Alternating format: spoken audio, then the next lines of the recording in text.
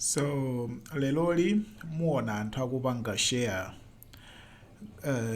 chitebo ichichi chonena kuti ku Malawi ndi number 1 dziko lomwe mafuta akudula kwambiri, and you see kuti Malawi achipanga promote kwambiri, tichipopa kwambiri chitebo chimene chichi. Komano funso ndiloti tachiyang'anitsitsani chitebochi zimene chikulankhula, tachipangani check. Akuti average retail price ya gasoline in Africa as of January 28 as of January 2026 by country ndi ayika Malawi akuti pamwamba kwambiri. 1 liter ya gasoline ku Malawi ndi $2. Ndiye ndikufunseni inuyo, padakali panopa $1 ku Malawi ikusinthidwa pa ndalama zingati? $1 ikusinthidwa pa ndalama zingati?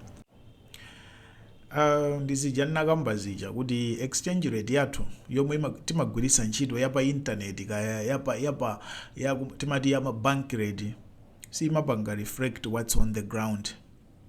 $1 kuti panopa mumpeze munthu akupaseni $1 akuwuzani kuti 4,000, akakupasani yochipa akupasani 3,900 3,800 pafupi 4,000.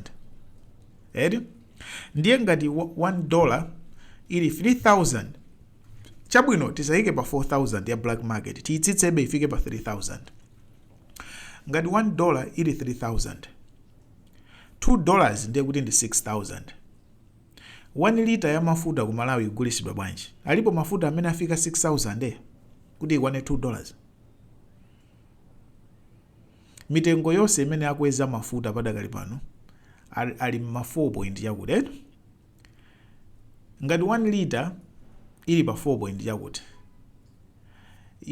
zikutheka bwanji kuti 4 point yakuti ndi $2? Ndemuona kuti izizo mwayika apa kunena kuti ku Malawi 1 liter yafika pa $2 ndi za fake, chifukwa $2 ku Malawi sili 5,000 waya, sili 2,000 waya. $2 padakali panopa ku Malawi ukayipeza pa black market ndi 8,000. 4,000 kapena 3,000 chakuti. Inuyo amene mungapeze $1 ku Malawi ikugulisidwa 2,000 wacha, ndipaseni ndipaseni ineyo ndigula. Amene mungapeze $1 ku Malawi ikugulisidwa 2,000 wacha, ndicho linga choti 4,000 ikhale $2. Mukuona zimene zikuchitika. So alipo anthu odana ndi dziko lawo, odana ndi boma lawo, amene atenge ichichi achigwiritsa ntchito kwambiri, kuti anene kuti pa dziko lonse ifeyo kuteroko, ifeyo kunoko mafuta tikugula $2. Komano ndizoona inuyo utenga $2 kukupasani $2 mukasintha pa 4,000 $2 mukasintha kuti pa 4,000 $2.